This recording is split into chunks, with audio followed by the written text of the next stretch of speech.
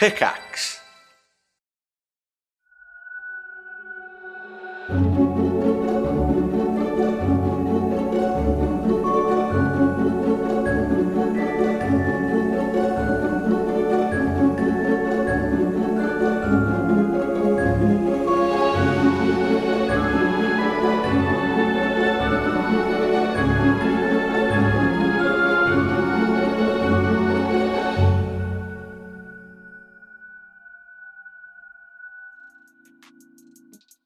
Welcome, cast and crew, to the newest installment of Fables of Fendraeya.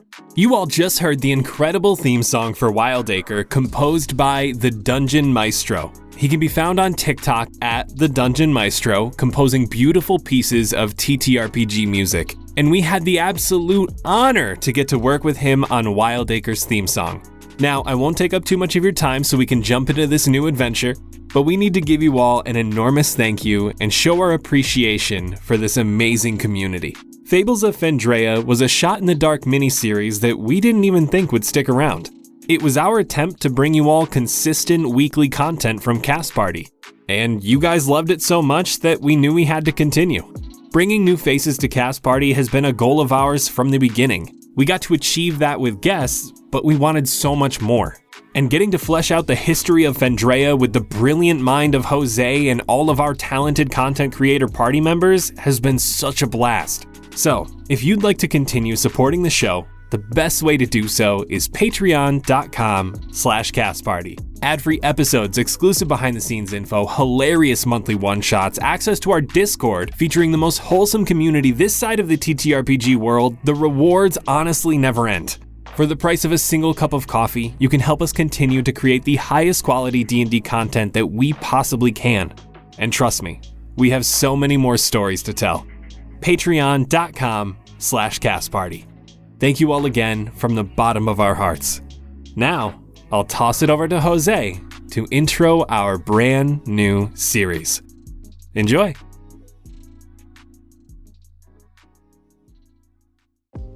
Hello everyone, and welcome to Fables of Fendraeya Wyldacre. My name is Jose Polino, or at DM Jose P on TikTok and other fun socials, and I will be your director for today. I am joined by my lovely cast crew of individual amazing creatures that we are going to go ahead and introduce for this great beginning of our adventure, beginning with Ryan. Hello, Ryan McManus. I will be playing Fiffin, the satyr artificer. You can find me on my personals at rye.mcmanus or running the Cast Party socials at castpartydnd. Next we have Nigel. Hello, Nigel Deacon, playing Pond, your favorite froggy friend, hopefully finding a future family. You can find me at Nigel Sucks LMAO on every social that matters. And Betty. Hello, my name is Betty Kay. I am playing Quinn the Mighty Owlin today, and you can find me at who.the.lovely on TikTok and Instagram. And lastly, we have Seth. Hello, I am Seth, and I'll be playing Cheese, the awakened corgi shadow monk, gloomstalker ranger, eternal good boy of the spotless mind. And you can find me at Noctopus on TikTok, however long that app exists. Don't remind me. Oh, true. Yikes.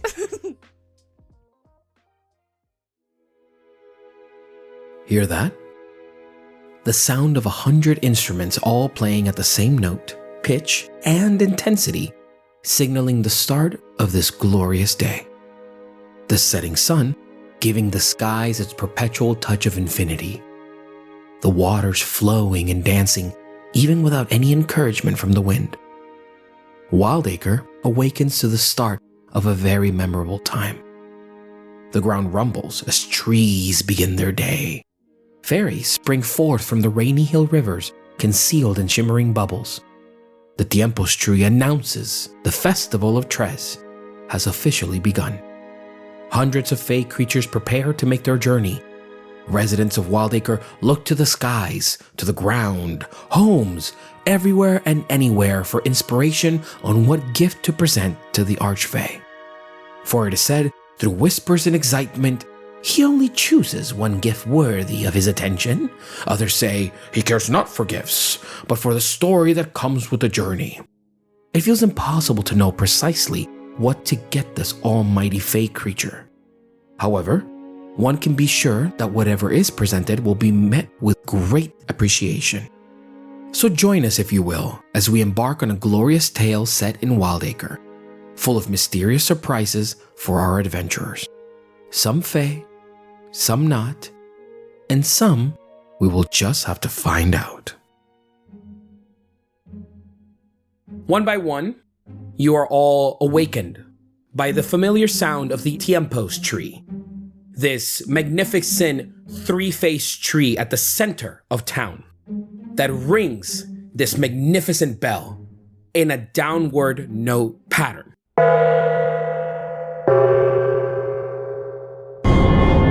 To the point when it gets to its lowest, bassiest notes, each window in each house within town vibrates to a point it is impossible not to be woken up.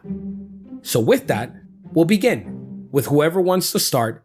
Let me know how you are awakened by the sound of this magnificent bell. I think Cheese has been up. I don't think he's one to stay asleep for very long. He's very young and very hyper. And so he's just excited to be up. And so he was already up before that tone went off. I think he's just excited to see everybody kind of rousing finally. And if you would, Seth, what does Cheese look like?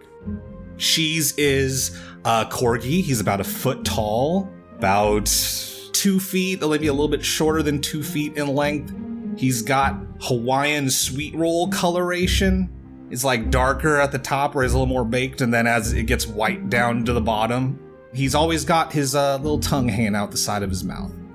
Would you be near your general, sleeping abode, or would you be out and about in the town? I think he would be out about in the town. Not really any particular sense of purpose. Is this something that we hear a lot, this tone? Yes, because the skies within this area of the Feywild, as many of the skies are within the Feywild, this perpetual setting sunset. There is no way of differentiating between morning and day, so the only way to ascertain as to what time of the day it really is just by these tones. This one, when it goes lower in note, you know it to be the morning. Now, I'll say for you, just so you have a bit of a visual, the Tiempos tree, which actually is at the very center of the town, is this beautiful tree that is shaped almost like a pyramid going upwards. On one face, it is just a armless clock with numbers etched onto the wood itself, but with no real way of ascertaining what the time really is. However, you know that every time you get close to the tree, you can hear a slight ticking noise. And you don't know if it's ever something that's coming from within it, if it's a perpetual magical effect that this tree has, but you know that it's in some way keeping track of time. On another face of the tree, you have these maps etched into the wood itself, and there are maps of the different planes of existence that are constantly shifting and merging and forming themselves. And at the center of it, the Feywild sort of roaming in and out of each one of these single planes, with of course the material plane at the very center of that as well. And then on another face, the last one, it is almost like the most obscene of the faces. It is just almost like a massive mirror that when you see it, which is the face that you can see directly, it just looks like a mirror that is projecting out into the city. So it just seems like a perpetual, eternal thing into the mirror. However, as you're staring at it, the mirror begins to shimmer. And as it does, all around it culminates with like a white plume of smoke. And from within, a centaur appears, almost like a news TV anchor, if you will, and goes, "Creatures of the Fae, Wyldacre welcomes you on this day. I don't know why I'm rhyming, but today we have some new important things to cover. Make sure to have your presents ready for the celebration of Tres. And yeah, that's it." And the mirror fades again, and it is just this way for messages and announcements to sort of be given out to the town. Cheese is probably just kind of going around sniffing folks and saying good morning. And I think after he hears that announcement, he probably sits down in front of the clock face of the tree. I think the ticking probably helps calm him down. I think he understands he's probably a little too hyper for how early it is for most other people. And so he kind of sits there to relax a little bit. As you're sitting there relaxing after hearing that message, let's shoot to Betty. West of the Tiempos tree is your hollow willow tree. Here is where you begin to hear the echoing of this message. And yeah, That's it. But the tree itself stands on a mount of land overseeing the entire town, next to a couple of small little bodies of water that you know to be called Rainy Hills. So with that, as you begin to awaken for your day, let us know what Quinn looks like. Quinn is a little barn owl. She is 16 inches tall, which is big for a barn owl. 1.5 pounds. She is small but mighty. She's got pale orange and almost lilac coloration to her feathers that kind of fluff up around her head and frame this awesome little beak that she has. She was up late last night. There was some hooligan and buffoonery activity in town that she had to tend to. And so tend to it she did, and she got to bed late. So this morning she's super groggy waking up, and her feathers are like all sticking out, all weird. She like brings a wing to like smooth herself down and then remembers the celebration that's coming up and everything that she needs to do in preparation for the celebration. What you would know of the celebration or the Festival of Trez, it is a festival that is held by town and other neighboring towns within this area of the Feywild, which essentially means to celebrate the Archfey that rules, if you will, over this land, the not necessarily lord-like kingly presence, but a presence of power.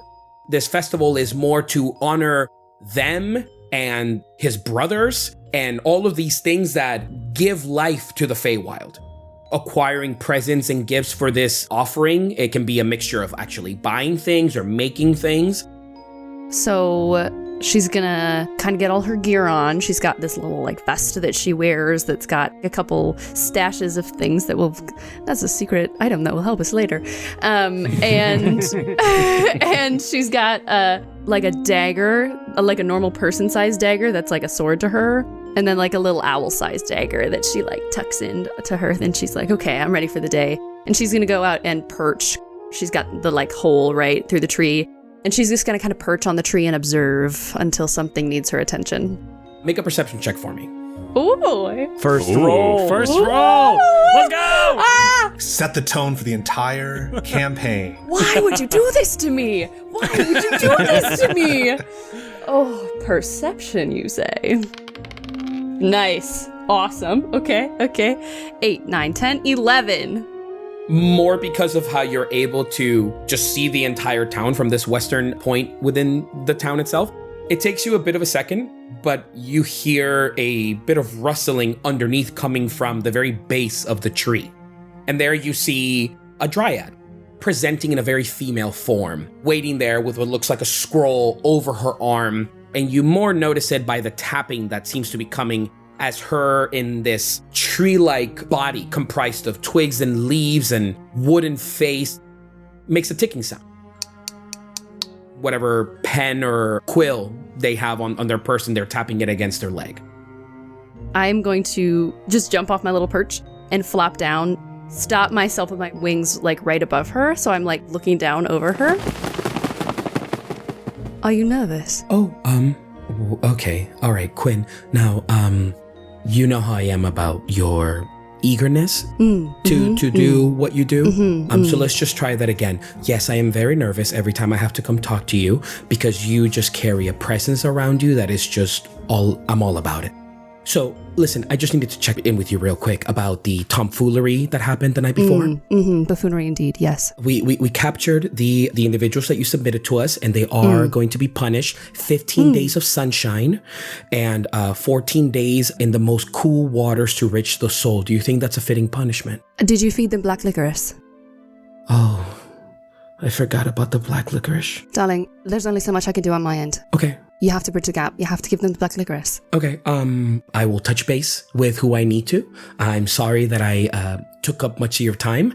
I will be better at my job, and hopefully... Oh my goodness, no, darling, no. It's okay. This is literally torture. Okay, all right. Have a good day! She turns around and she just continues to scroll on this massive ledger that now you see is just dragging on the ground. And it is just filled with writing where these very personal records are being kept. With that, you overlook town as everyone sort of begins to emerge from their respective homes. And even from the rivers of water, the rainy hills, You see individuals that come out. You see pixies that sort of sprout out from the water, encased in these like shimmering bubbles that then burst. And you just see one pixie just stretch. Oh yeah, all right. Time to get the day started. Morning, Quinn. Good morning. As they flutter this trail of pink glitter. But with that, Ryan, how do you awaken this morning? Fiffin wakes up every morning at the first bell, immediately darts to the window with the keenest ear possible, just waiting for that third bell to ring to see if there's any glass shattering. As the sort of inventor / handyman of town, if a window breaks by that frickin' bell, I'm the one who has to take care of it early in the morning. So I am throwing that window open from my almost miniature version of a Kids Next Door treehouse and listening very, very carefully outside. Go ahead and give me a perception check.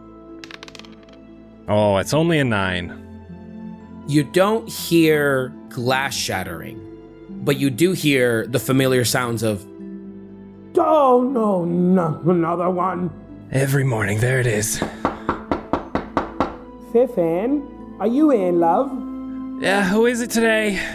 Couple of windows broken down by the center of town. Just wondering if, you wanted to gather your belongings and help out, the usual.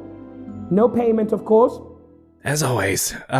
Do you think I have time to do it before the festival starts? I still have to finish the gifts. I've been working on it all night. Yeah, that's of none of my concern. Just get the windows fixed. God, I'll be there in a second. So what does Fiffin look like? Fiffin is a about 5'8" satyr with brown fur. He has a kind of a shaggy mess of black, wavy hair that's held back by your typical steampunk goggles as almost like a headband. The goggles sit just below his horns, which are ram-like horns that go up and around and curl up just about over his shoulders. But instead of like horns, they're almost bark-like. He has some tinker tools hanging from the bottom of his horns, almost acting like jewelry and such. He has a somewhat bushy, good old chin strap beard that comes to a little bit of a longer point out in the front with no mustache.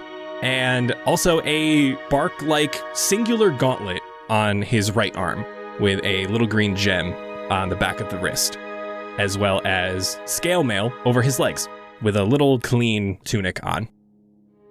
You descend your treehouse to begin your day. Sure enough, when you emerge out, neighbors and people around, a mixture of emotions as you sort of begin your day and you present yourself to the world once again. Morning, Fiffin. Morning. Morning, Fiffin. Go to hell, Fiffin. Fuck you. Couple of different individuals calling out to you as there is, of course, a bit of a slight misunderstanding as what your capabilities are meant for and what sometimes, your capabilities can do should they go wrong. But there is that general atmosphere up and about. And sure enough, to the right of your treehouse, there is a small little house that is comprised of one single window, but the window itself is the door. There, standing on the inside of the house, is a blink dog standing on two legs, holding the handle of the door. Morning, Fiffin. Look, I don't know what happened. I was just holding it. I was trying to get before the third bell and, well, It's okay. I'll never understand why you decided to build your house like this. But it's okay. Let me just take note of what I need. I'll run up to the treehouse and I'll be back down in a second if you need me. Is there anything else? Well, I like to get the order in. You got the glass for the door. Anything else inside that you may need that I can get for you? Well, I'm a little hungry. That is not my problem. Okay. Can you get me No, it's okay. I got it. Just the glass will do for now. Fiffin will take out a little bit of a notebook. From the tip of the tree bark gauntlet, the tip of his finger starts to spark a little bit. He is connecting the slightest little bit of static electricity as he burns notes into the notebook. One pane of glass for... You would know this individual to be called Illis. One pane of glass for Illis's door. Oh, great. Fiffin. Now, hey, Fiffin, don't know if perhaps you'd be interested in this, but, seeing as the celebration's coming up, might have had my paws a little preoccupied with with just life. Do you happen to have anything up in the treehouse that I could potentially use for the offering that you can, sell to your good old friend Illis? Now, would you? Can you walk back inside real quick and bring me your most mundane, smallest object that you wouldn't mind parting with real quick? Sure, yes, absolutely. Perfect. You hear the footsteps go in. And then comes back out with a single wooden spoon. You know what? That'll do. I just got a brand new batch of fireflies in last night, so... And he takes out what looks like a metal version of a firefly butt and starts to almost solder it into the divot into the spoon. And you can see the electricity zapping from his pointer finger as he traces the outline of the spoon. And he just pokes the little firefly butt on the end of the spoon, and it lights up with some magical tinkering. Just give this to whoever. They can turn it on and off. Just poke it. Will that work? Right, see, but now I don't want to give it, because now I can eat at nighttime. I don't know if I would recommend putting that in your mouth. Also, I kind of took up the whole spoon, so it's like a negative spoon. So, how do I eat now? You find another spoon. Right. That I can't help you with. Goodbye, Illis. All right, Fiffin. But with that, Nigel, how do you awaken this morning? Over in one of the watery areas of the Rainy Hills, in one of the pools, a small pond, when that final tone is ringing, in the pond you see just the top of Pond's head. A small little golden frog head just peeking out, eyes closed, and he starts vibrating with his own ribbit to match that tone. Eventually opens his eyes and crawls out of the water, the string attached to his wrist that is attached to his hat that has been floating on the water next to him while he slept. Gets out, he stretches a little bit, he unties the string, he takes his stuff out, attaches his little short bow to his hip, he attaches his lyre to his other hip, and he puts his hat on. And he's ready for the day. Pond, for anyone that's looking at him, is a golden-skinned grung. Looks very much like a frog walking on two legs. He's wearing a brown and green one-piece outfit, which kind of looks like a romper, but is also kind of like an infant's onesie. He's wearing a similarly green cloak that looks like it's made of moss, but it's actually leather that's just been made to look and feel like moss and maintain that dampness. The hat is a wok, but he doesn't know that. He's like, it's just a hat. What are you gonna do? That he uses to submerge himself in whenever he needs to be wet. He's ready. He's ready for the day. As you emerge from the water and the entire day begins to awaken, from the very corner of kind of where you're emerging from in one of the largest bodies of water, you hear the sound of twigs snapping and breaking as the tree that is closest to you all of a sudden sprouts out arms. And a tree ant clutches the ground and gets up, and you just hear the groaning as the entire size of this creature begins to get up and just groans the entire way. And as it gets up, all of the birds flutter from above, and you just see, compared to your size, the huge thing that lays before you, that when it shakes and the leaves fall, they all fall on top of the lake, if you will, just kind of covering the entire space. The tree ant looks around. Okay. It begins to walk, not necessarily into town, but begins to walk around town. And from there, sure enough, you see a whole cavalcade of creatures that now begin to run up to the tree and sort of use it like transportation. And they all run up and they begin to grab onto bits and pieces of the tree, the trunk itself. There is elves that sort of run very fast and they jump light on their feet on top of it, and they begin to climb. They sit on the branches, and this tree ant just continues now to begin their day. And the tree ant says, Celebration Day. Ain't nothing like a good celebration day. Oh my god. I didn't know he was... Oh... Pond's heart is racing. He had no idea that was a living being. Pond is the newest to the town. He found himself here, so he's still kind of getting his bearings. He hasn't found a good place to sleep yet, so he's just wherever he can find a good place to stay wet and stay safe. Oh, I almost forgot. And he jumps back into the water and grabs a rock it's very smooth, and it's about 3 inches in diameter and very thin. Very good skipping stone. I maybe should have hopped on him. Oh well. And he just starts hopping along after the ent. I'm looking for cheese. The person, not the food. Well, where you find one, you might find both. I'll say in your case, Pond, you turn and there is cheese sitting by the tree trunk right there at the base of the tree. Oh, cheese! Good morning. Good morning. How did you sleep? You know me, never. Oh. There's so much to see and do. There's no point in sleeping. Okay. How was yours?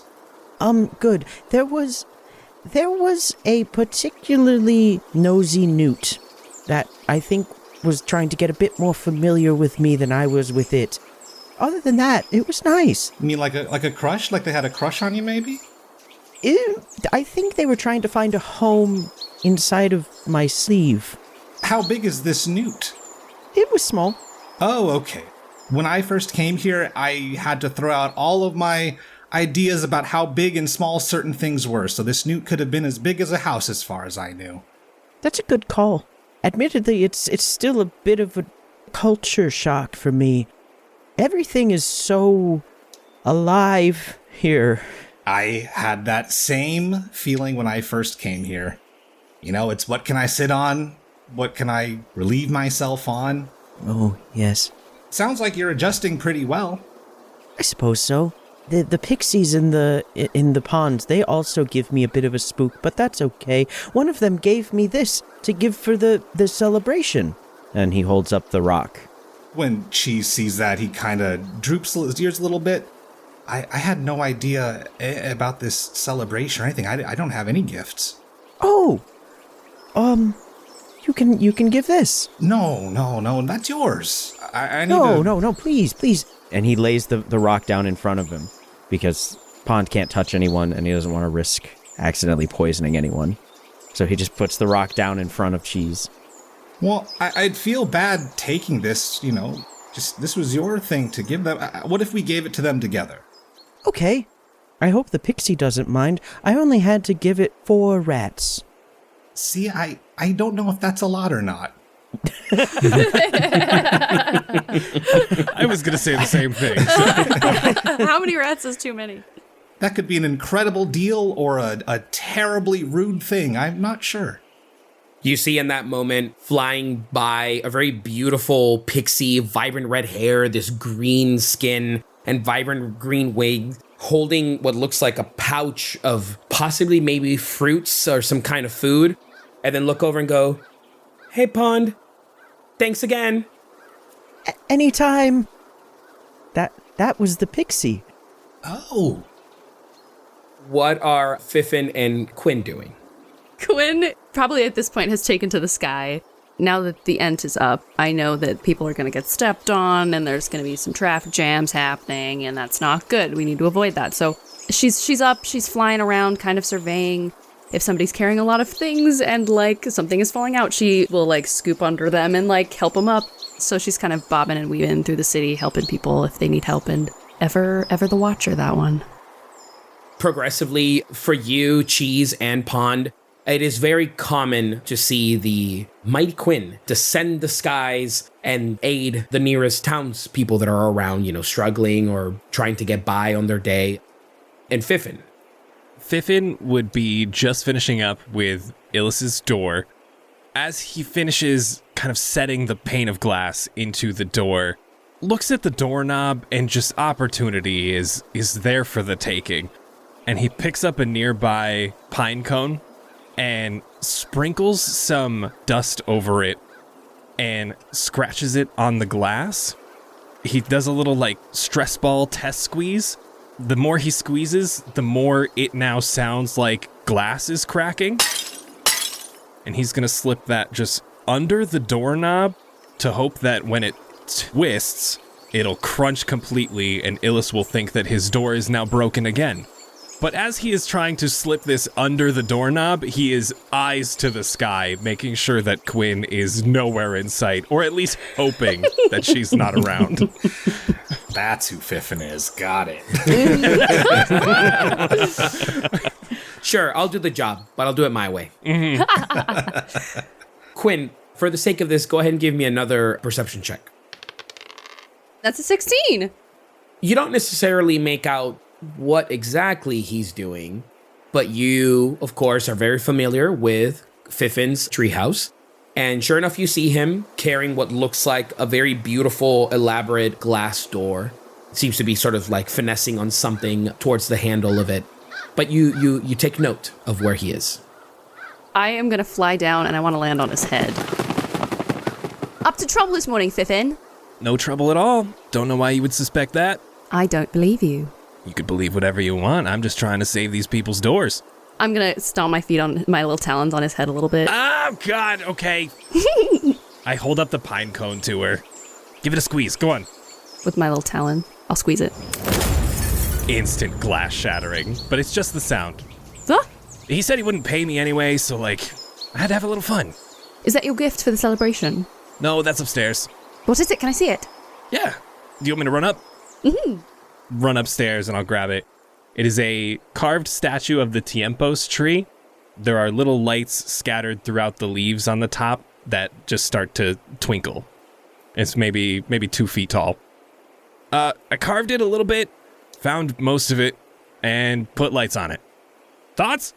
It's gorgeous, Fiffin. Better than nothing, I guess. What did you, do you have to bring a gift? You kind of work for town. I guess so do I. I was about to say, I guess I didn't consider that. I did bring a gift, but I'm not going to show you. Why? Because it's for the Archfates, not for you. Sounds like you don't trust me. Sounds like we don't trust each other, Fiffin. Good old days. Love it. I'm going to peck him, on the forehead, and then fly away. And I'll scamper into town with the little statue. Pond saw all of that happen from a distance. Oh, so lucky. She looks so nice when she's flying. Oh my God. This is so sad. I'm resisting the urge to pat Pond on the back. He's got that super high perception. If he sees anyone reaching for him, he jumps. Oh, I'm gonna get you. I'm gonna get a good face lick in one of these days. If it's the last thing I do. Maybe we'll find a way. Yeah. Just know that I'm always thinking about it, always.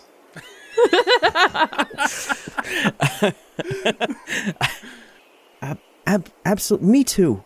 Me too, Cheese. And I sink into the shadows a little bit, then pop up 60 feet away. Come on, you're gonna be late. Oh.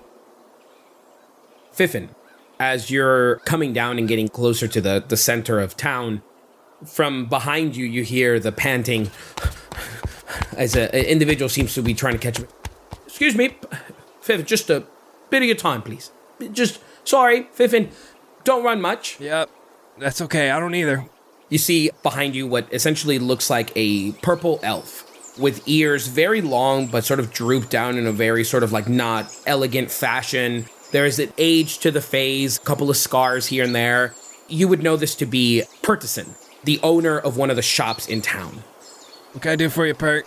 Right, okay. Well, see, what's the thing? Saw you earlier with, good old Quinn. Yep. Was wondering, again, not necessarily something you have to do, but if you could do for me, I was looking to have an audience, perhaps with Quinn. I'll need to discuss a matter of very, how would you say, classified, very sort of high detailed secrets.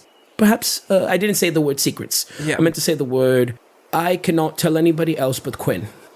Okay, well, that kind of defeats my next question of what the heck did you get into? Right. Didn't get into anything. Just minding my own business. Just really need to talk to Quinn. And what you would know from Purtison is, Purtison runs his shop to a T.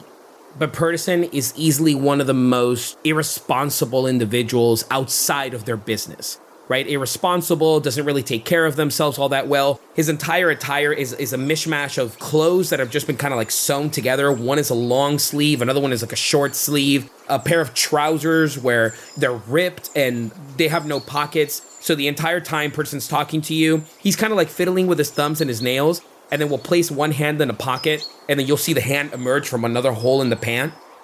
Right, okay, well, didn't get into any trouble. Just really trying to mind my own business. You understand? Okay. You understand what I'm telling you? Pert. So, all right. So what I'm getting here is you stumbled upon something came into your shop, don't know what it is, or you committed tax evasion. So. Right. Yeah. Right. I feel like that's another problem for another time. If it is, perhaps I can run away from it, as I always do. You didn't hear me say that. That is not how we solve our problems, Pert, but okay. Right. Yeah, okay. I gotta toss this door over, have Quinn find you, set up a time for you to come to Quinn. Right. No, Quinn can come to me. I'm a little tired. But just make sure that Quinn goes to my shop alone, right? Let's make sure it's a very, hush-hush, just her and me, and now you by proxy, right? I don't know if I actually want to be roped in on this, so... Good, even better. I'm gonna have you pretend that I didn't set up this meeting for you. Sure. Okay. Great. Hey, Fiffin, one of my windows broke. Maybe you can give that a look. All right, thanks, bud. Bye. And then just kind of turns around and begins to walk back. But you see that even as person walks, he begins to walk in one direction and then kind of stops and looks up and goes, points in the direction, and then walks another direction altogether. Why'd you have to put me as an NPC, Jose? Because it all comes from somewhere, Ryan. While Pond has caught up to Cheese, he's walking along holding the rock. I was told it was special. Do you want to figure out why? The rock? Yeah. They didn't tell you what it does, or? No, they said it did something cool. Well, I definitely want to know what it does now.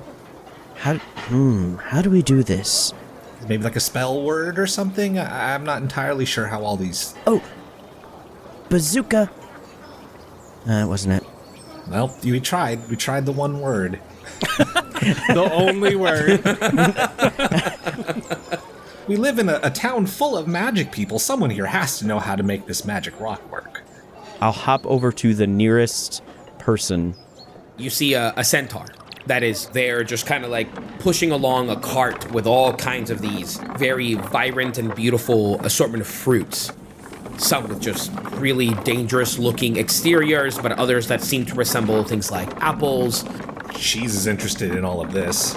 Excuse me, sir. Hello. I hope you're having a good day. You look lovely. Your produce is gorgeous. Do you know what this does? And he holds the rock up. Pond is about 2 feet tall, so he's like arms fully extended, and it's not even at his knee. You see this centaur with a very small, sort of barely covering shirt right above the chest. Fairly muscular, with just this long strand of silver hairs that come down on one side of the face. Puts down the cart and goes, "Oh, well, I believe that's a rock." Oh, thank you. Of course. Okay, that's half the puzzle. This might be a silly question. What do rocks do here? I'm new. You're new to town? Is that what you're referring to? Yes, I've only been here a couple weeks. Wow, that's great. And just kind of looks at you and smiles. I'm Pond, by the way. What's your name? Oris. Oris. It's a pleasure to meet you. You look great, and I hope you're having a great day. Same to you, Pond. You are incredibly... Look, I gotta tell you, I like you. You got a good energy about you. And what I'm feeling right now is that you need a little fruit. and then reaches over and just grabs a purple fruit that has spikes coming out of it. That the way in which Oris is even holding it is he's placing his finger so perfectly that none of these spikes hit. How about this? I'll trade you your rock for this fruit. Pond looks over at Cheese. What do you think? Cheese is nodding his head vigorously. This looks like an incredible deal to me. It's a rock. We don't know what it does. We know what fruit does. That's a good point. And Pond takes off his hat to hold it up because he doesn't want to touch the spikes or the centaur. Are there any more dangerous fruit in your cart? I would like whatever your most dangerous fruit is. You know, the two of you are probably my favorite individuals this morning.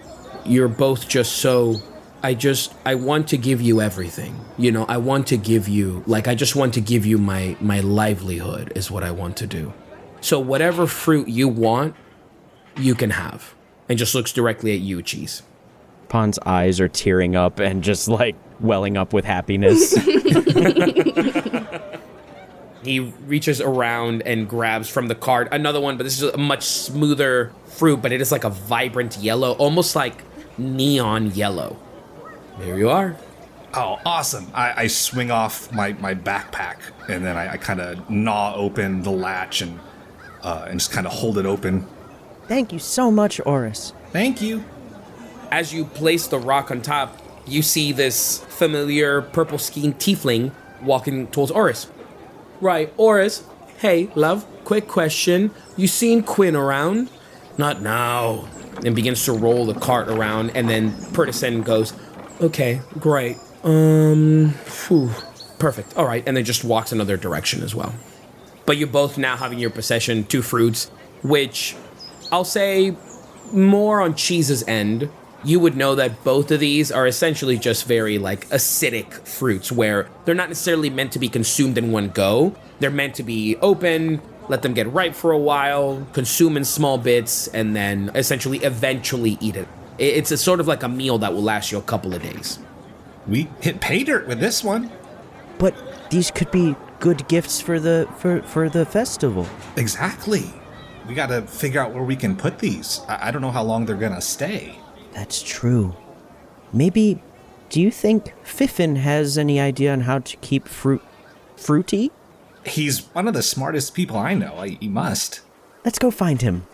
You don't really need to find him because after Pert's interaction with him, Fiffin looks up to the sky, curious if Quinn was around, and not seeing a sight of bird, does a little whistle as a very tiny bird comes and perches on his bark horn. And he takes a little flower that looks like a funnel.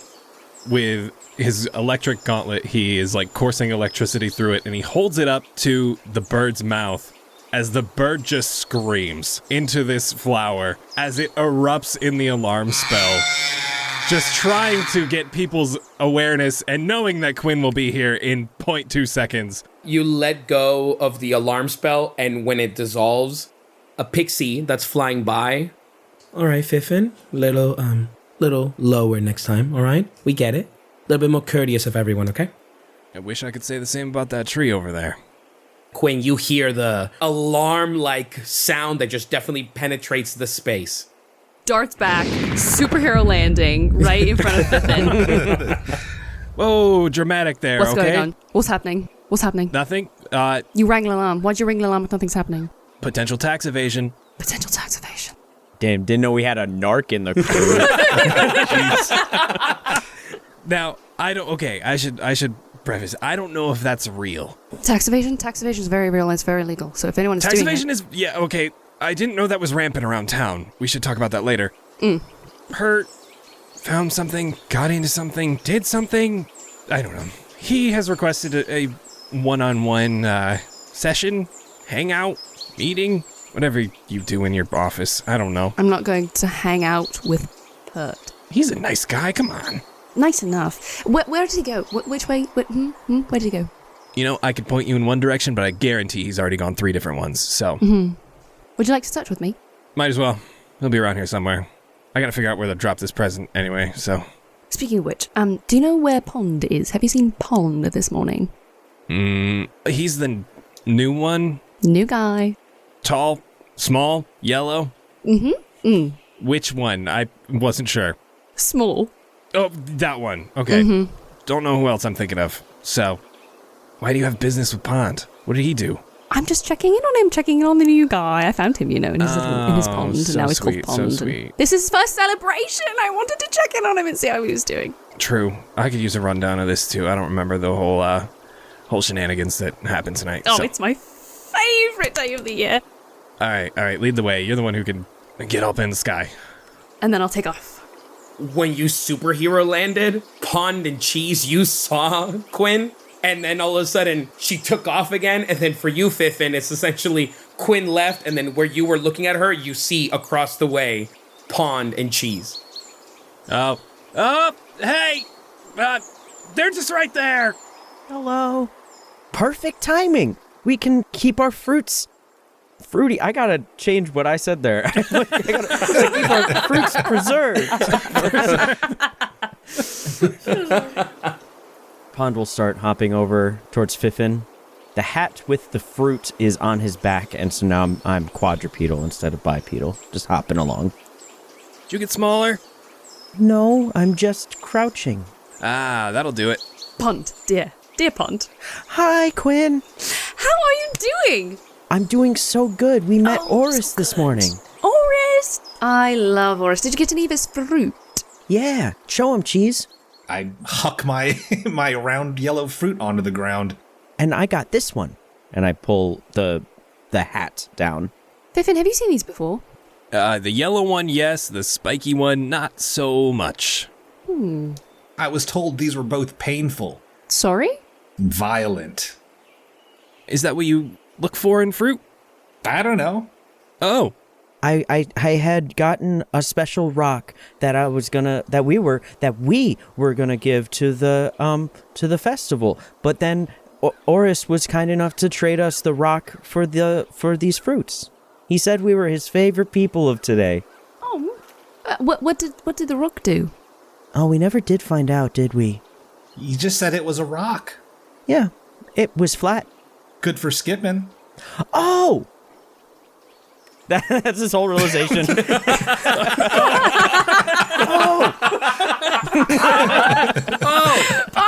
That's it. What, Pond? I'll also say, for clarification, in this game that we'll be playing, there really is no currency here. You feel out the person, you trade, you communicate, you know what I mean? You sort of, you trade for goods, you trade for services, you sort of are more encouraged to discuss amongst each other what it is that you need or require, or all those kinds of things, but there really is no actual currency. Is 4 rats a lot for a rock? You know, I can't say I've ever really been paid in 4 rats before, so I'm not sure the exchange rate on that one. As an owl, I've been paid in rats before. And 4 rats is not... It's like if I were to give her a papaya, it's not a piece of cloth. These mean nothing to you, do they? The exchange rate is weird. You're right, Fiffin. I don't... Yeah. 4 rats is equal to 1 piece of cloth and a rock. Well, I think what Quinn is getting at here is you got a little scammed there, buddy. Oh. Well, you know what? That's okay. I got fruits and they got rats. So everyone wins. I mean, it's all for the celebration anyway. It's all offerings. I don't have any problems with that. It all worked out. Are you guys going to the celebration now? Quinn, does it start now? This I will kind of give you guys as pre-backstory.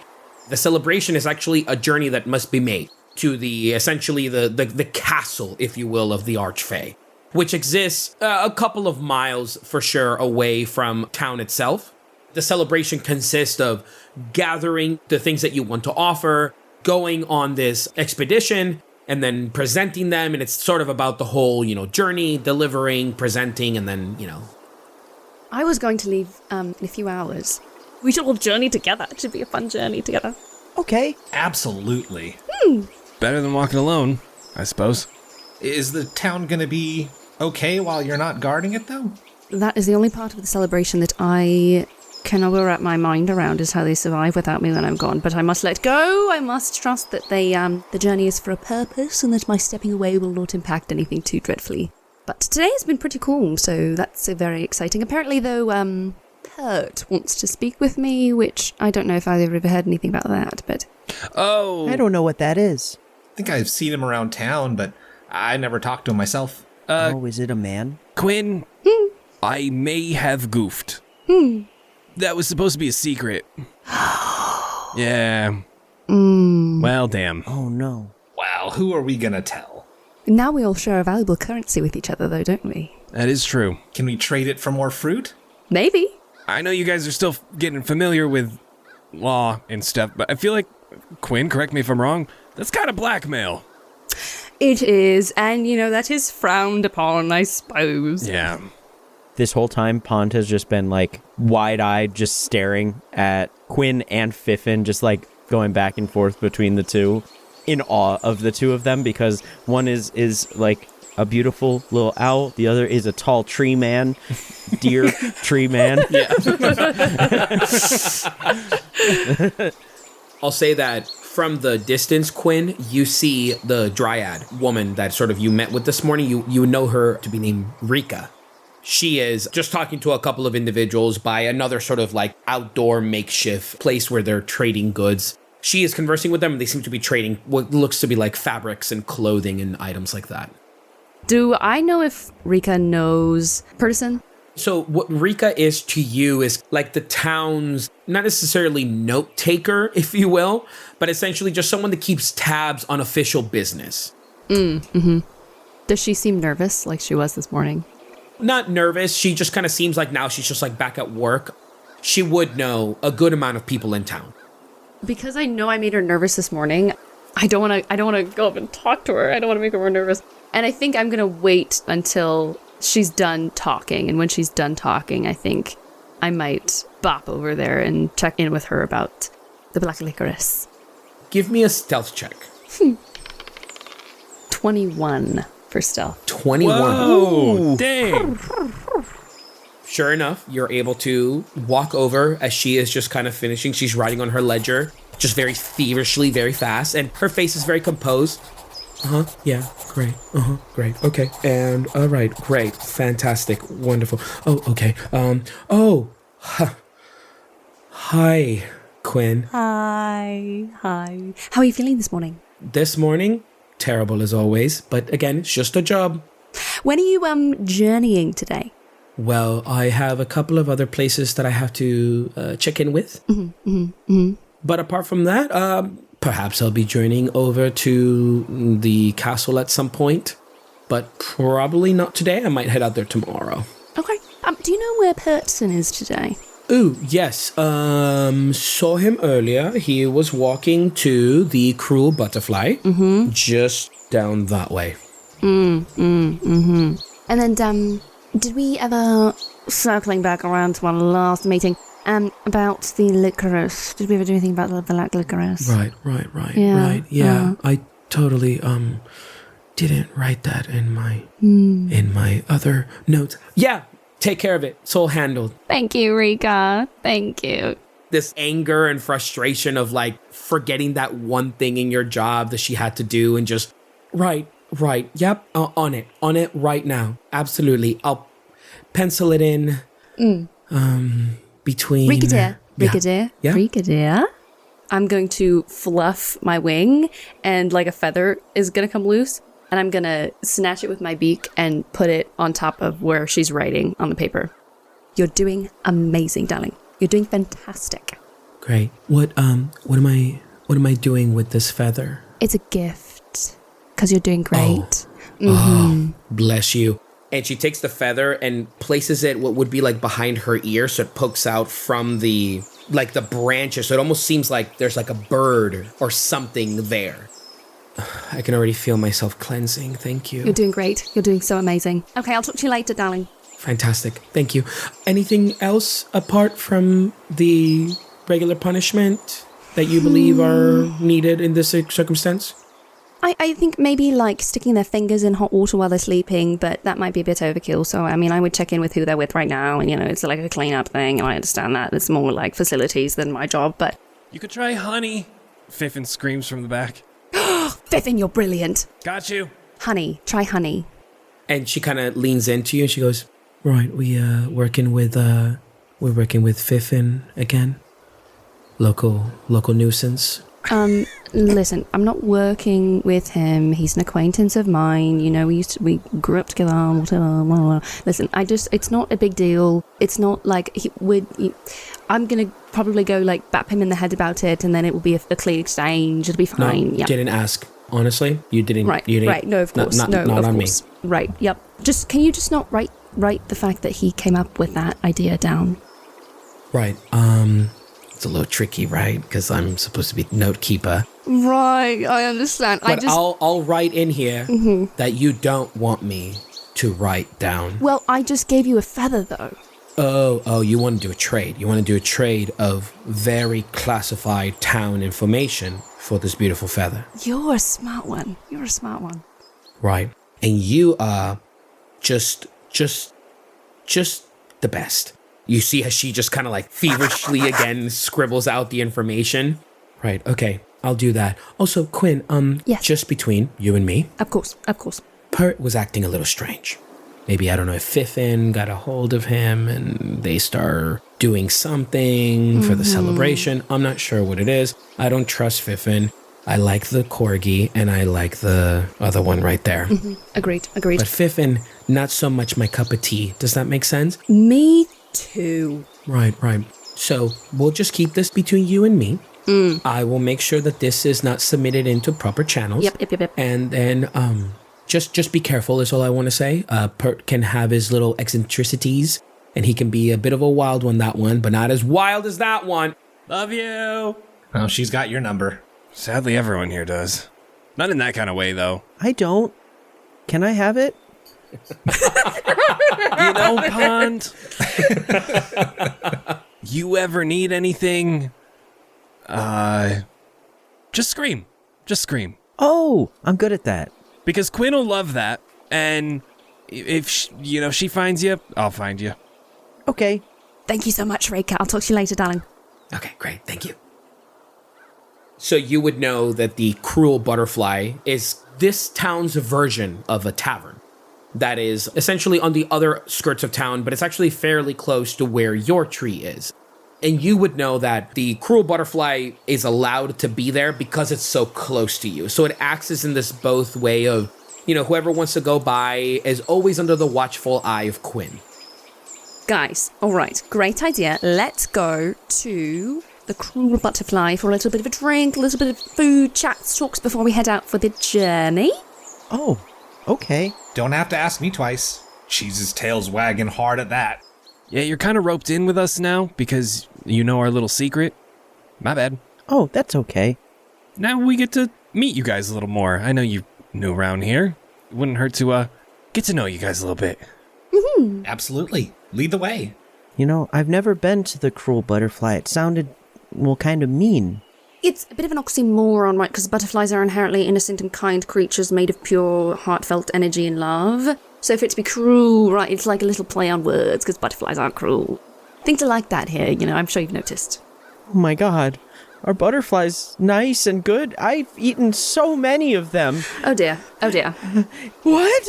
It's okay. We both have. The way I imagine it, if butterflies are nice and kind, then even the cruelest one must be pretty cool. Think of it as with each butterfly you eat, Pond, you become more nice.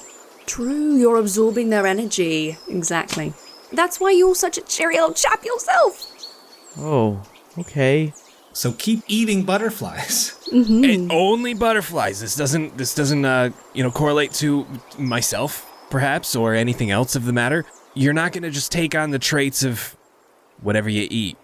I know they say you are what you eat, but keep that to butterflies. Okay. What's tax evasion? We'll get there over drinks. As we walk towards the Cruel Butterfly.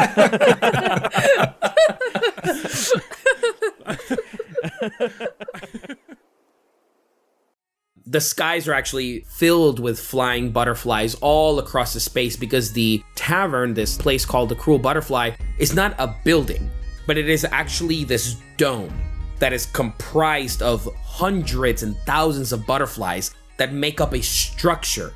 And every now and then when the butterflies sort of leave a space, maybe another one comes into it, so there is always room for light to come into the space. And inside, there is a very sort of standard layout of chairs and tables, but the tables are not actual tables. They are what seems like magically infused, passed on butterflies that are just grown to such an enormous size that they act as tables. The people who run this, it is just a mixture of sprites and pixies that are just constantly zooming and flying around, serving drinks, and the space itself is just a beautiful arrangement of colors and butterflies as well. But inside, loaded with individuals all drinking and consuming foods and snacks and things like that. So much so that when you guys come in, the general atmosphere goes, "Oh, hey, Quinn. Oh, hello. Hey, Quinn, how you doing? Love what you're doing for a town. Honestly, thank you so much. Fuck you, Fiffin. Fuck you too. And then you hear again the smattering of voices as, "Oh, hey, new guys. New ones, hey. How you guys doing?" People being sort of very courteous and nice and welcoming as you all step inside. Hello. Quinn, I didn't know how popular you were. And I kind of knew how unpopular Fiffin kind of was. It's a general vibe. Everyone is quite kind to each other. I mean, people don't usually get into trouble. People are kind, people are nice, we trade things. Of course, there's like tables made of butterflies. It's pretty cool here. I like that. Now, Pond, I know I just told you to eat only butterflies, but we're gonna refrain from that in this establishment, okay? Yeah, I don't know if I could eat one of those, and he points at the tables. That's pretty big. I can stretch my mouth pretty big, and I can throw up my stomach, but I don't think I can eat that. Now that is one hell of a party trick that I want to see sometime. Okay. Maybe after a few drinks. I want to flag down one of the pixies. One of the pixies flies over to you. Oh, hi, Quinn. Hi, dear. How are you? Oh, doing great, just busy night as always. Oh, good.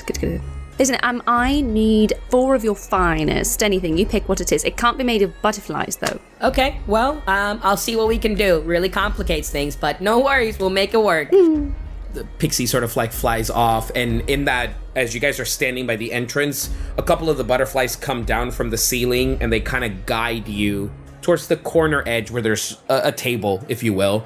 They all land on the table, and then as soon as you guys sort of get closer, they flutter away back up to the ceiling. And sure enough, within a couple of minutes, you're essentially given what looks like a hollowed out, beautiful iridescent stone that acts like a cup. 2 fairies come by with what looks like another one, much bigger, almost pitcher, if you will. And they pour the drink, but when the drink pours, it is a clear liquid that when it touches the stone, it turns into a different color. So for Fiffin, it turns into this vibrant kind of like green. For Pond, it's like a blue, a pink for Cheese, and then a vibrant yellow for you, Quinn. Of course, to me, it looks a little gray. The drinks are served, and I'll say for this, Fiffin and Quinn, just go ahead and give me a perception check. 13. 12. You both notice Purtison on the opposite side of the room that seems to be talking to a couple of other individuals, but definitely seems, to whatever sort of state you can equate it to, of drunk, he is definitely feeling it. He is just kind of like leaning on some other elves around a table, and you see as they're sort of like slightly annoyed with him, and they just kind of like brush him off. Purtison, you hear him out loud go, "Right, okay, well, don't ever say I don't give you any deals, right? It's just what I do, it's my business." And just almost like goes to retch and then just kind of gathers himself and goes, "Right, okay, you're good, Pert." And then walks over to another table and begins to discuss with some other individuals. Seems to be kind of making his round. Should we wait for him to come to us, or should we save whatever he's about to go talk to next? Is he here? That Purtison person? If you look at that guy right over there, the guy wobbling around, stumbling, not only his words, but his legs too. Did he have too much blue? Pond looks at his drink warily.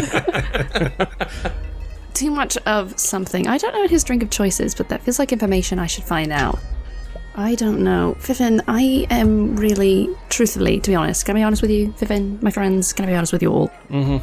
Not really feeling like dealing with Purtison today, not when he's drunk, not when it's a celebration. I feel like I want to know about you two. Pond perks up. We'll wait for Perk to come to us. He's got other people to bug. Might as well answer some questions. That sounds bad coming from an officer, but Quinn's fine. You guys will enjoy her questions. I want to know where you both came from somewhere before here, I'm assuming, unless you just didn't exist before you apparated here, which has been known to happen. So if you did exist somewhere before, where were you? How did you get here? Cheese? I mean, yeah, sure, I can go first. It's funny that you mentioned just kind of showing up. Because in a way, I sort of did.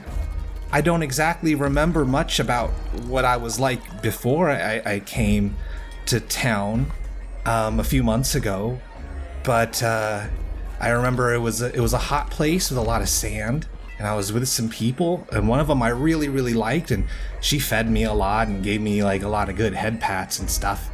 But I don't really, like, I didn't forget it. It's just that's how I was before. I just kind of remember good things and bad things. And then when I came here, I don't know, I could remember things better, and I could talk to people. That was the fun one. I didn't used to be able to talk to people. Oh, that must have been an exciting discovery. Yeah. I noticed I don't bark as much as I used to because I don't have to anymore. I can just tell you that I need something. So that's been a lot of fun. But like I said, I don't really remember much before coming here. It was like I was like a baby, and then I grew up in the span of like 20 minutes, and now I'm here. So I guess as much as I can really remember, this has been where I've been this whole time, for the last few months at least. Is your plan to go back, or you feel like hanging out with us for a little while? Well, I mean, I love being here in town. Everyone's so nice, and they give you fruits for rocks. That is true. And I don't have to worry about, finding food or where I'm going to sleep or any of that. I do want to go home, but I don't know if I'll be able to be this way when I go home. Oh, yeah, that's kind of a tricky situation. You'd have to give up your voice. Maybe. I don't know. I've never left here. Where did you apparate? I was in the forest. I don't know, maybe like half an hour away from town. When I saw the lights, after a little bit of wandering, I just came straight here. But what about you, Pond? You've only been here a couple weeks. You're still getting your feet wet, literally. Yeah. Well, I left my village. I was looking for my friend, and I got lost.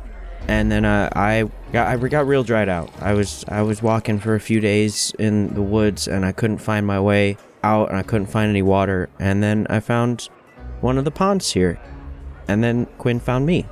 Oh, you're the one that found Pond. It was quite a morning for me. You were like the third thing that happened to me that morning. I was like, oh my goodness, this is happening to me right now. Where, could you talk before? Cheese could not talk before. Could you talk before, Pond? Yeah, I didn't know a lot of words that we speak now. I could talk to the other people in my village, but I didn't know the words that I'm saying now. I learned those when I got here. Everyone's been very helpful with teaching me words. Quick learner, dang. And you said you were looking for your friend. Did you lose them here or before here? No, they were near my village. That was where all the trees were green. Here they're not. They're kind of all over the place. But where I'm from was everything was green in the woods. Just green.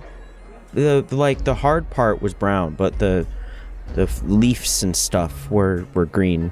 Sounds kind of boring. But that's just me. It has its own kind of beauty. Sorry, not every tree can get up and walk around town and talk to people. That scared the heck out of me this morning. Why did you sleep next to the end? You hear from the distance again. A good day for celebrating many things. I didn't know trees could walk. Only some of them. That's even more unnerving. The fact that it's not all of them means that we now have to question. Yeah, I would, watch where you do your business. Just double check. Give a little knock first. Oh yeah, I can't promise that. Let's just hope then. What about you two? You two, it seems like you've known each other for a long time. Pretty much. It's a long story. Fiffin? Oh, right. Childhood friends, grew up in town. Story's over. Wow. Such a long story. It is. Listen. No, okay. Yeah, we grew up next to each other. We've been, buddies ever since. We get in each other's hair. She's doing her whole guard thing. I like to, tinker, make things. Sometimes she doesn't like the things I make. Fiffin has been getting into trouble his whole life, and I have been getting him out of it my whole life. It's essentially what's happened here. We grew into our careers, is what I'm trying to get at. Sounds like you two are pretty good friends then. I'd say so. Yeah, you guys have been friends for so long. That's so cool. Hey, you guys, must be kind of lonely here, right? I guess not lonely, you have each other. We have everyone. Everyone's been so nice to us. Right, Cheese? Yeah, everyone's been very kind. But, there's a difference between kindness and friendship. I think the friendship will come with time. We're friends, right? Yeah, but I also spend more time with you than anybody else, so of course we're friends. Pond then looks at Fiffin and Quinn. Are we friends? Yes. Sure. We've shared a cup of red and blue and gray now together, so I think that makes people friends. It's making Purtison and friends with all of those people. Oh, Lord. Oh, he's coming our way, yep. Now look here. I knew The it. one thing you want to remember, and you just hear now he is getting closer. The other individuals standing by. All right, Pert. All right, thank you. All right, yeah, we'll visit the shop. Thanks. All right, bud. Thank you, bud. And then all of a sudden turns around and goes, "Look, it's who I needed to find. It's Quinn." Oh, hi. All right, Quinn. Now, listen, have a bit of a problem. Would like to speak with you in a private. It's supposed to be secret. Told that one about it. Not really a secret anymore. But would like to possibly take this conversation over in my shop, if you wish. So here's the thing. I heard that this was supposed to be a little bit of a secret conversation after I told other people that you wanted to have a secret conversation with me. Right. So if it's all right, I have 2 new friends here, and you know Fiffin, and I'd like to bring them all to your shop to have a little bit of a meeting, just because I know you, and I know you're a little, you like to have fun, you're a carefree kind of guy, and that's awesome. That's totally, absolutely not even close to how I roll at all. And I need you to kind of work with me on this and let me kind of bring my gang with me, yeah? Don't you remember, Pert? You said, go get Quinn, ASAP, and make sure she tells at least 2 other people, but no more. Make a deception check. No evangelist. He's drunk out of his gourd. Yeah, he's drunk, so you can do it with advantage. Guidance. Oh, that was 2 7s, so an 8. And with guidance? Yes. That's a D4? D4. 4, 12. You see as he kind of narrows his eyes and leans in a little bit. Right, okay. Might have said that. Don't really remember. Might have to take your word for it. Memory's a little foggy. Dealing with too much trauma. Sure, let's take all 4 of us back home. If it makes you feel any better, I chose the 2 smallest people possible. Just so big secret little people. Maybe they can't spread it as easily. You've heard the saying, big secrets and little people? Yeah. Right. Okay. You, and points to you, Pond and Cheese, and goes, new people. Right? Yeah. New people. I don't know any sayings, really. I don't. So I'll just take your word for it. Name? I'm Pond. I'm Cheese. All right, great. Okay. Purtison, run the Fickle Trust here in town. So let's gather ourselves now in secret, right? And head over there. And then leads into you, Fiffin, and goes, Fiffin, if you wouldn't mind, my shop is... where? I believe we have to backtrack just a little bit. Okay, great. Okay, right, let's go. Are you guys all heading out and now I'm assuming following Purtison back to his shop? Mm-hmm. Yes. Yeah. As you guys are now leaving out, sure enough, you do see those same treants making their way from the outskirts of town in a circular formation. But even now, you hear, apart from the sort of loud stomping that you would hear from the treants every time they would take a step, you now hear sort of like a more fast-paced sound coming from somewhere that you're not even aware of where it is, as Pert walks out and he goes, all right, now see, the thing is, I got dealt a really bad hand, and you know, with it being celebration and all, and then you hear, as you sort of look over, and just off in the distance, an elephant, a massive elephant that is walking alongside another one, and connected between the two of them what looks like circus tents. And the tents are connected, and it seems like there is a party and a festival going inside. There are lights and fireworks coming off, and these two sets of elephants are walking, and they're not necessarily, they're as elephant as I would say Cheese and Pond can sort of attest to. But here they have a much more crystal-like look to them. Their skin is not necessarily gray in tone or brown. It is almost a very shiny, bright, diamond-like look to the shell of these elephants, if you will. And as they're walking, Pert stops and goes, right, now see, now that's what you present to the trace. That's what you do. You do that in high fashion. Not what I have, but could potentially be something. I will say this. The four of you, since we're all talking hush-hush here, what I'm about to ask of Quinn, again, know we're all trustworthy, new folks and all. I know I'm not quite liked around town, right? I know that I can be a little abrasive, but at the end of the day, I like to think that I'm an alright person. So having said that, what I'm about to show you, whatever you may think, did not come from me. Again, just being dealt a real bad hand. I don't understand a single bit of what you are talking about. And that's why you are adorable. And then continues walking. Purtison, and if he'll let me, I want to kind of land on his shoulder as he's walking, so I can just be next to him and we can like hush talk. If you show me something that you should not have, you know I have to do something about it.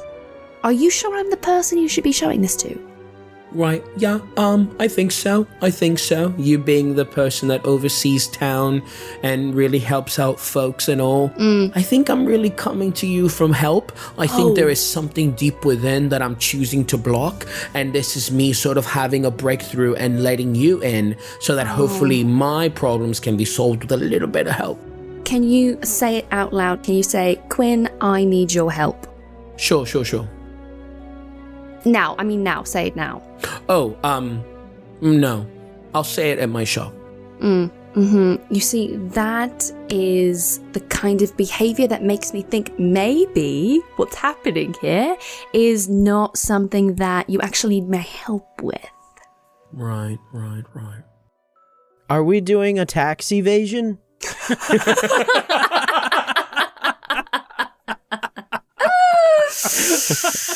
Oh, the timing, Nigel. Are we doing a tax evasion? He turns around and goes, no, would hope not. That could get you landed on 15 days of sunshine. Don't want that? Not good for the skin. Oh. No sunscreen. Don't need that. All right, well, I'm trusting you, Purtison. Right, and I'm trusting you, right? Which is why I came to find you. I feel like I can get in a lot of trouble for this, but again, Not my doing. And I trust that is the truth. Great. Give me a deception check with disadvantage. That's a 3. Oh. Pert kind of looks over to you. Right. Trust. Okay. All right, let's go. I'm just gonna look back at Fiffin and give this is a bad idea. We should not be doing this. Blinking aggressively. I'm not even gonna, actually, I'm gonna do the owl thing where they just turn their head all the way around. Slowly. Subtle. I'm just gonna So, Pond and Cheese, remember that blinking pattern. Quinn sometimes likes to talk in blinks, when things need to be a little hush-hush on the down low. That means bad things are afoot, potentially. That whole time you were speaking, Pond was squinting, and then when you said afoot, he looked at his foot. About half of that sentence made sense. Mm-hmm. Which half? I can't tell you which half. Oh, okay. Is this bite scratch bad? Or is this made a mistake bad? I think it might be more of an oopsies than a fight.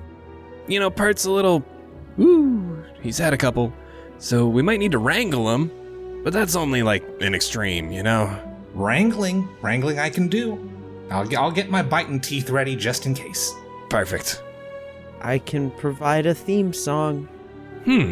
He's just he's got his little lyre, which it's a lyre that is shaped for him, so it's gotta only be maybe 4x4.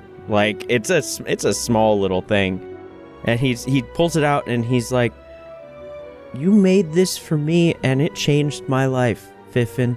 And I don't even think Fiffin is paying attention to him at the moment, but Pond is just feeling like he's having a true heart-to-heart with him. Oh, God. Oh, yeah, Dude. The wood with the strings. It makes such good music.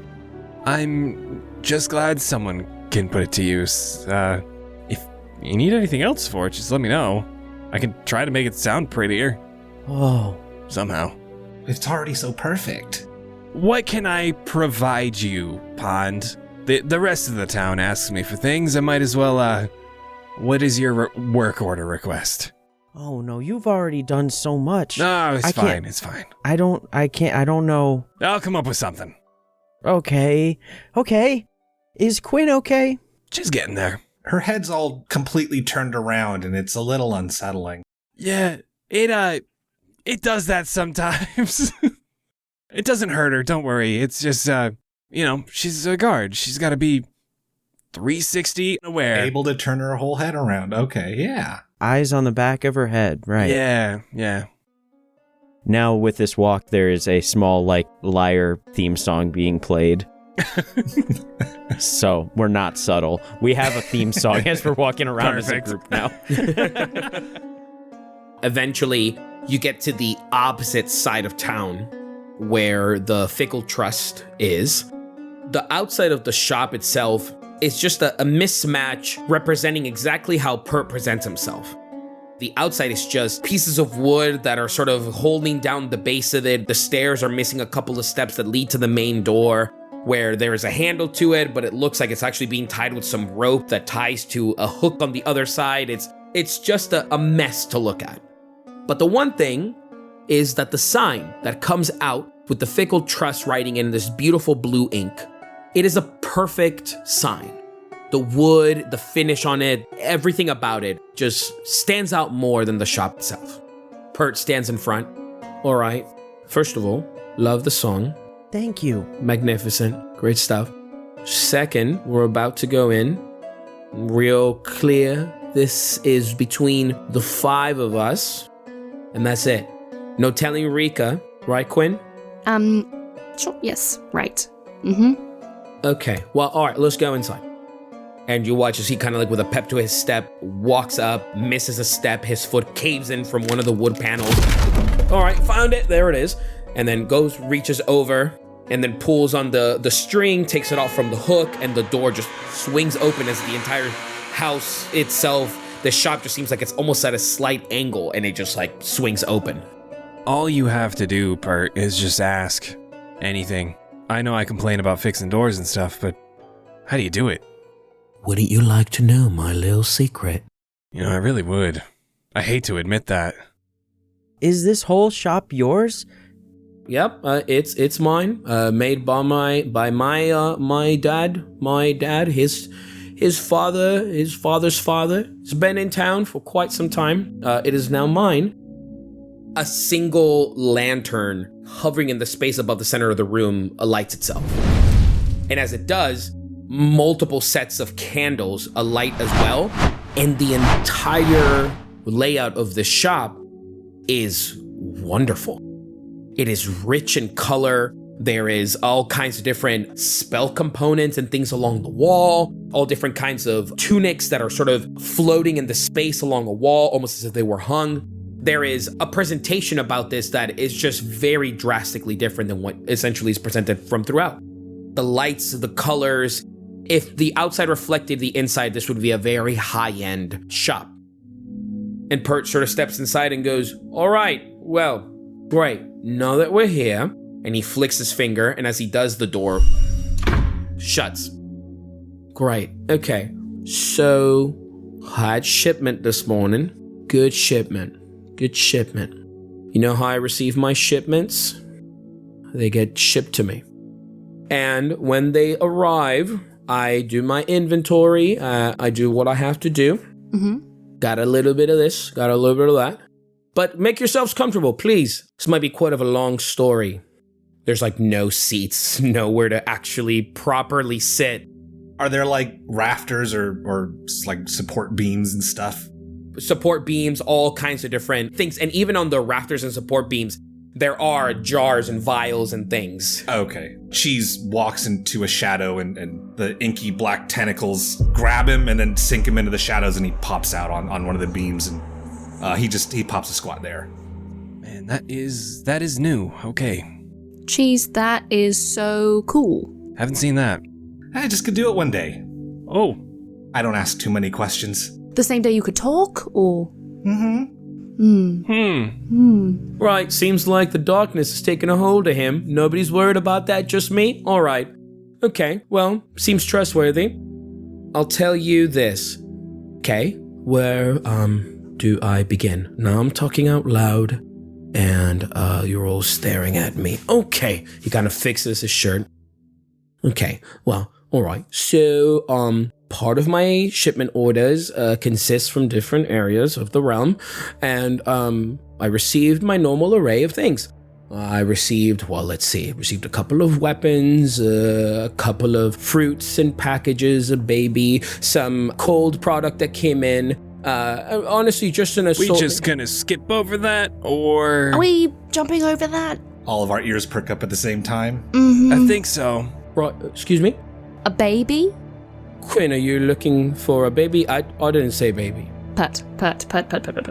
Listen, you just said that you received a baby, and if you literally received an unaccompanied minor, I need to know about that. Right, well, no, see, I didn't say baby. You said baby, and the reason I said baby is because I repeated it back to you. So if you're interested in a baby, I actually might be in stock of said baby, which I can definitely lend to you. How wonderful. Thank you for visiting my shop. How great. Wonderful. Okay, look, here's the deal. This morning when my shipment came in, and you see at this point he gets very serious and he kind of like drops the facade. This morning, when I was taking in my inventory doing my normal thing, Rika came by, we do our normals, she runs everything sort of up to standard, right? Peachy keen, as we would say. Only thing is, then I heard a knock on the good old door, right? The one right outside, the one that you all came in from, right? You know, it's rickety-rackety. You can definitely tell from a mile away that it's my door. Well, the door was being knocked upon. I checked outside from my room upstairs, and nobody.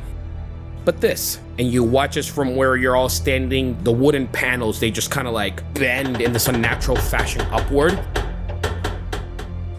On a pile of what looks like grass and hay, a baby wrapped up in this very beautiful blue shimmering blanket. Right, that, and then that was outside. Now, that's my problem. Not mine. Don't know what to do with it, don't know what to name it. I have one quick suggestion for you, Pert. Maybe don't put it in the floor. No, baby's quite alright. He flicks his hand, and the baby elevates up. Whoa, And the blanket that is sort of wrapped around acts like this revolving, windy wisp that is just keeping the baby afloat in the center of the room. And the baby is just looking around, sort of like slightly waking up. Baby's been quite alright, right? I'm not a horrible person, right? Not necessarily the safest space to keep it in, if we're being honest. But, yeah. What kind of a baby is it? Right, you see, that's the catch, Quinn. This is one of them material plane babies. Oh. Pont jumps up into the rafters where Cheese is and like leans over to Cheese.